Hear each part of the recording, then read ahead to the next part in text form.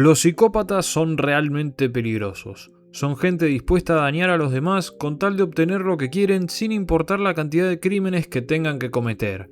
Y muchas veces ni siquiera es por plata o poder, sino por el mero placer que obtienen al sentirse en control de la situación. Pero lo peor de esta gente es su habilidad para camuflarse en la sociedad y pasar desapercibidos. Quizás por eso las historias de criminales psicópatas que parecían ciudadanos comunes y corrientes nos atraen tanto. Aquella persona que vos creías era tu amigable vecino, en realidad era un monstruo criminal. Eso es lo que se descubrió de la familia Puccio en 1985. Lo que parecía ser una familia común de San Isidro que iba a misa todos los domingos, resultó ser una banda criminal que secuestraba y asesinaba personas. De este caso se han escrito infinidad de notas, artículos y libros y finalmente en 2015 se hizo una película. La misma fue un éxito total y contó con Guillermo Francella y Peter Lanzani en los papeles protagónicos. Sin embargo, debemos plantearnos la misma pregunta de siempre.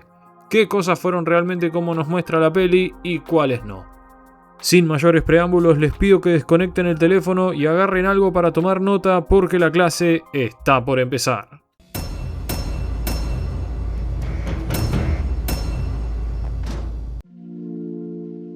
Contexto. La peli arranca con el mensaje de rendición de Leopoldo Fortunato Galtieri, el cual ocurrió el 15 de junio de 1982. Este mensaje marcaba el fin de la Guerra de Malvinas, que había sido declarada apenas unos meses antes, el 2 de abril. El fracaso en el intento por recuperar las islas dejó a la dictadura en una posición vulnerable. Argentina llevaba ya 6 años bajo la dictadura cívico-militar autodenominada Proceso de Reorganización Nacional. Miles de personas habían desaparecido como consecuencia del plan de la dictadura para exterminar la guerrilla. El desempleo se hallaba en torno al 6%, la pobreza al 37% y la inflación viajaba al 200% anual. Galtieri había buscado la forma de mantenerse en el poder mediante una guerra que le permitiera recuperar las Malvinas, pero el tiro le salió por la culata. Renunció 2 días después de esta declaración y a partir de allí la dictadura iría preparando su salida con la convocatoria a elecciones. Esto ocurriría en 1983 con la elección del radical Raúl Alfonsín. La historia del clan Puccio transcurre entonces entre 1982 y 1985, es decir, entre el último año y medio de la dictadura y los primeros 2 años de la democracia. Estos fueron años convulsos. Si bien la guerra contra la guerrilla ya había terminado, ocurrían numerosos secuestros y asesinatos por parte de bandas criminales, algunas de estas ligadas al gobierno dictatorial que les ofrecía protección. Una de estas bandas sería la del clan Puccio. La familia Puccio. La familia que sería conocida en los medios como el clan se componía de un padre, una madre, 3 hijos y 2 hijas. Vamos a ver quién era cada uno y cómo aparecen representados en la peli. Arquímedes Rafael Puccio era el padre de la familia y líder de la banda criminal. Nacido en 1929, se recibió de contador en la Facultad de Ciencias Económicas de la UBA. Entre 1957 y 1964 fue vicecónsul en el Ministerio de Relaciones Exteriores. En 1973 concurrió a la Escuela Superior de Conducción Política que dependía del Movimiento Nacional Justicialista. Durante esa época fue nombrado subsecretario de Deportes de la Municipalidad de Buenos Aires. Durante el tercer peronismo fue miembro de la CIDE, integrante de la Alianza Anticomunista Argentina y del Batallón de Inteligencia 601. Al lado de la casa de su familia, en Martín y Omar 544 en San Isidro, tenía una roticería donde vendía sándwiches de milanesa. Epifanía Ángeles Calvo, nacida en 1932, se casó con Arquímedes en 1957. Era una católica devota y ejercía como profesora de contabilidad y matemática. Si bien las mujeres de la familia no participaron activamente de los secuestros y no fueron condenadas, los secuestrados eran detenidos en la casa de la familia. Si una persona podía permanecer secuestrada allí durante varios días sin que miembros de la familia lo notaran, ha sido materia de debate. Algunos dicen que Epifanía era quien le cocinaba a los secuestrados. Así ocurre en el film. Alejandro era el hijo mayor, nacido en 1958. Jugaba de wing en el equipo de rugby del Club Atlético de San Isidro. En la peli podemos ver varias escenas de él jugando al rugby, aunque no están filmadas en el Club de San Isidro, sino en el Club de Gimnasia y Esgrima de la ciudad de Buenos Aires. Es un detalle re boludo que no influye en nada, pero bueno, yo me doy cuenta porque conozco el club. En 1977, con 19 años, Alejandro debutaría en Primera División y jugaría con la selección argentina, los Pumas, hasta su detención en 1985. Un día se cansó de la roticería del viejo y abrió Hobby Wind, un negocio de windsurf y esquí. Fue el más involucrado de los hermanos en los secuestros y durante los años en que operó el clan se puso de novio con Mónica Sorvik, maestra jardinera, como muestra la película. Alejandro, junto con su padre, es el protagonista de la peli, con varias escenas que muestran el daño psicológico que los secuestros tienen en él y cómo finalmente esto le arruina la vida. Silvia era la segunda hija, nacida en 1960. Trabajaba como profesora de pintura y dibujo en el María Auxiliadora. En la peli podemos verla ayudando a su hermana con la tarea y cómo parece tener conciencia de lo que sucede, pero no dice nada. Daniel, alias Maguila, es el tercer hijo, nacido en 1961. Estaba viviendo en Australia cuando en 1985 su padre le escribió para que volviera y participara de los secuestros. En la peli dicen que está en Nueva Zelanda y hacen que Alejandro viaje hasta ahí para traerlo de vuelta para resarcirse con su padre por haberse negado a participar del tercer secuestro, el cual salió mal. Guillermo era el cuarto hijo, nacido en 1963. Aprovechó una gira de rugby por Australia para huir de la familia y no volver nunca más. En la peli no lo vemos participar de ningún secuestro, pero sí se da cuenta de lo que sucede y que antes de irse le recomienda a Alejandro que haga lo mismo. Adriana era la quinta y última hija del matrimonio, nacida en 1970. Tenía apenas 12 años cuando los secuestros empezaron y 15 cuando el clan finalmente fue atrapado. Podemos verla haciendo la tarea del colegio en un par de escenas y recién con el último secuestro parece estar dándose cuenta de lo que pasa. La conformación del clan. En 1973, Arquímedes había sido detenido por el secuestro de Seigmundo Pels, directivo de Bonafide, pero gracias a sus contactos políticos no pudieron probar su participación. La película menciona esto muy vagamente en una escena donde Arquímedes visita a Aníbal Gordon, otro exmiembro de la AAA que había sido arrestado. Gordon tuvo una banda criminal parecida a la de Arquímedes y pronto tendrá su video en el canal porque Netflix está por sacar una serie sobre él.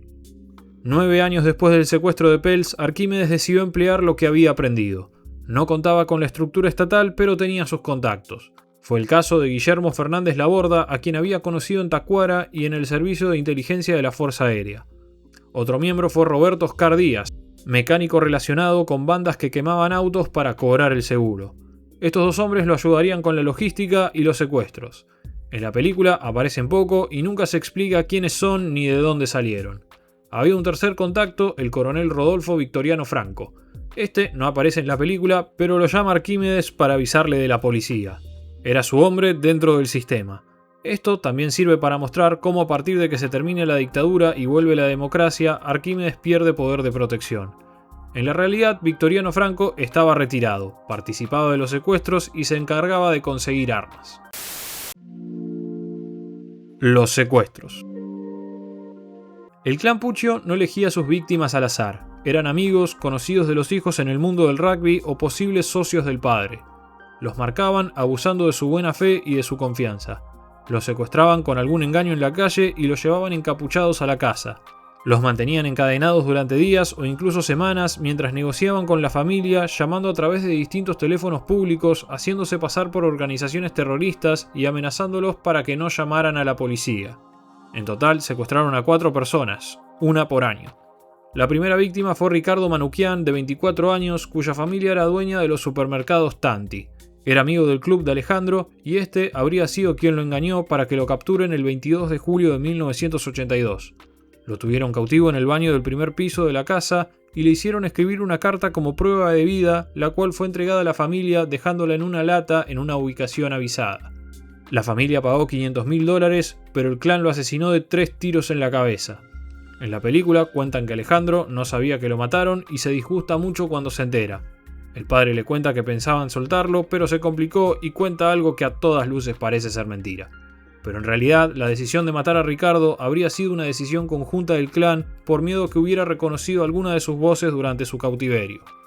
Eduardo Aulet, de 25 años, ingeniero industrial y empresario, fue secuestrado el 5 de mayo de 1983. También era amigo de rugby de Alejandro y un amigo de Arquímedes, Gustavo Contemponi, conocía a Eduardo y le proponía distintos negocios que no llegaban a ningún lado. Este hombre sería quien le acerque a Arquímedes el nombre de Eduardo. En la película, Gustavo es empleado del padre de Eduardo, Florencio, y al parecer le acerca al clan Puccio el dato de la familia, pero con la idea de que lo secuestren a Florencio. La familia pagó $100.000 para rescatar a Eduardo, pero ya lo habían asesinado luego de hacerle escribir una carta amorosa para su esposa Rogelia, con la que se había casado hace poco. Emilio Naum, un empresario exitoso conocido de Arquímedes, fue la tercera víctima del clan. Quisieron secuestrarlo en junio de 1984, pero este se resistió y murió de un balazo durante el forcejeo en su auto. En la película, el plan era que Arquímedes y Laborda simularan tener problemas con su auto justo cuando Naum pasaba en el suyo camino al trabajo y pedirle que los acerque hasta un lugar y una vez dentro del auto fingir que se habían olvidado algo para que frene y en ese momento aparezcan Franco y Díaz para secuestrarlo. El problema habría sido que Naum no frenó, sino que quiso dar la vuelta entera con el auto, entonces Franco y Díaz se le atravesaron y al darse cuenta, Naum empezó a gritar y forcejear. En la realidad, el plan habría sido que Arquímedes y Laborda simularan estar esperando un colectivo para que cuando Naum pasara, pedirle que los lleve a donde tenían que ir, y una vez dentro, obligarlo a manejar a punta de pistola a un par de cuadras donde estaban Franco y Díaz. Y lo que salió mal fue simplemente que Naum se resistió cuando sacaron la pistola y tenía tanta fuerza que no lograban reducirlo, por lo que Franco y Díaz se acercaron. En ese momento del forcejeo fue cuando Laborda se le escapó un tiro. Otra cosa que la película no cuenta es que la historia del secuestro de Naum no terminó ahí. Arquímedes se negaba a desperdiciar todo el tiempo que había invertido preparando el caso. Comenzó a llamar a la viuda de Naum, Alicia, exigiéndole el cobro de una deuda de su marido y amenazándola con matarla a ella también. Al contrario de las víctimas anteriores, Alicia no hizo caso a las amenazas, probablemente porque su marido ya estaba muerto, y llamó a la policía. Pactó con Arquímedes fecha, hora y lugar para cobrar la deuda, pero el lugar iba a estar rodeado de policías. Sin embargo, Arquímedes no se presentó. Parece ser que uno de sus contactos le había avisado.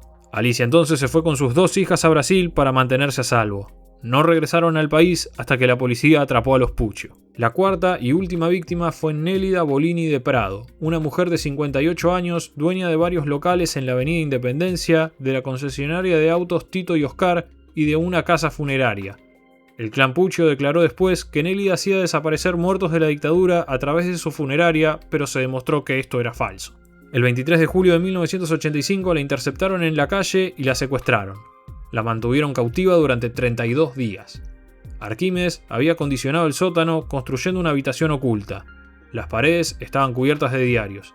Había una cama a la cual la víctima estaba encadenada y un balde para que hiciera sus necesidades. Incluso habían puesto unos fardos mojados para que la mujer pensara que estaba en el campo. Su plan era que todas sus futuras víctimas fueran a parar ahí mientras él negociaba los rescates. Lo que la banda no sospechaba era que la familia de esta mujer sí acudiría a la policía. La caída del clan.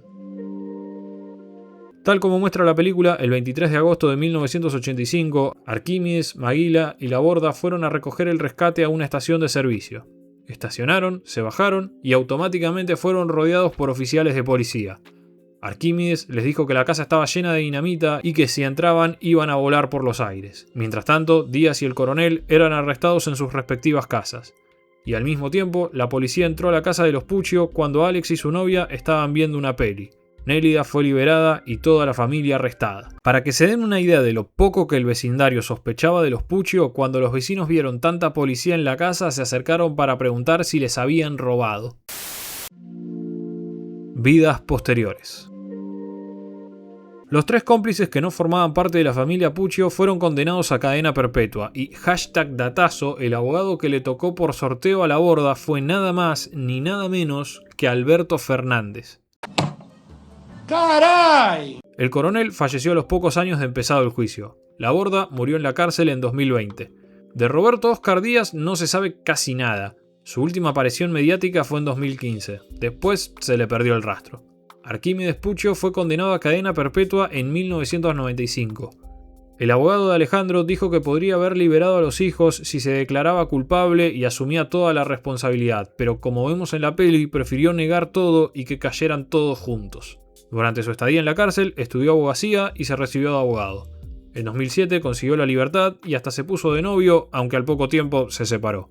Murió a los 84 años en 2013 de una ACV. Nadie se hizo cargo del cuerpo. Fue enterrado en el cementerio local en una fosa común. Alejandro intentó suicidarse 4 veces. Primero tragó hojas de afeitar, pero sobrevivió. Después se cortó las venas, pero lo salvaron. Luego intentó ahorcarse con una sábana, pero la viga no aguantó su peso y se rompió. La película nos muestra solo su cuarto y último intento de suicidio. El 8 de noviembre de 1985, cuando tenía que ir a testificar, se tiró desde el 5º piso de tribunales. Como producto de esta caída, a la cual sobrevivió, padeció de convulsiones el resto de su vida. Su novia creyó en él hasta que las pruebas en su contra se volvieron abrumadoras. Lo mismo pasó con sus amigos del club. Fue condenado a cadena perpetua en 1995 igual que su padre. Durante su encierro estudió psicología, se hizo amigo de Sergio Joclender y se casó con Nancy Arrat, una joven que le escribía cartas e iba a visitarlo. En 2007 se le otorgó libertad condicional. Murió al año siguiente, a los 49 años, por problemas de salud derivados de sus intentos de suicidio. Maguila estuvo detenido desde el 23 de agosto de 1985 hasta febrero de 1988. Recibió el beneficio de la libertad otorgado por Zaffaroni por haber estado 2 años sin condena en la causa del secuestro de Nélida Bolini de Prado. 10 años más tarde lo sentenciaron a 13 años de prisión, pero como estaba libre desapareció y nadie pudo encontrarlo. En 2013 su causa prescribió y regresó al país, donde vivió un tiempo con su madre. El 17 de septiembre de 2019 fue arrestado durante una inspección de rutina de un autobús de ruta de drogas en el estado de Sao Paulo, en Brasil. Fue arrestado por portar documentos de identidad brasileños falsificados. Después de consultar con Interpol, se concluyó que no había órdenes de arresto pendientes contra Daniel y lo liberaron. Epifanía estuvo detenida solo 2 años en la cárcel de Seiza. En los interrogatorios en tribunales siempre negó conocer las actividades de su marido. La justicia nunca pudo comprobar que ella haya conocido los horrores cometidos por el clan. La información más reciente que pude encontrar de ella es una nota de Infobae del año pasado donde cuentan que sigue viva a sus 92 años y que vive en el barrio de San Telmo. Silvia Inés fue detenida, pero al igual que su madre la liberaron al poco tiempo por falta de pruebas. Continuó dando clases de dibujo, se casó y tuvo 2 hijos. Nunca perdonó a su padre. Murió de cáncer en 2011.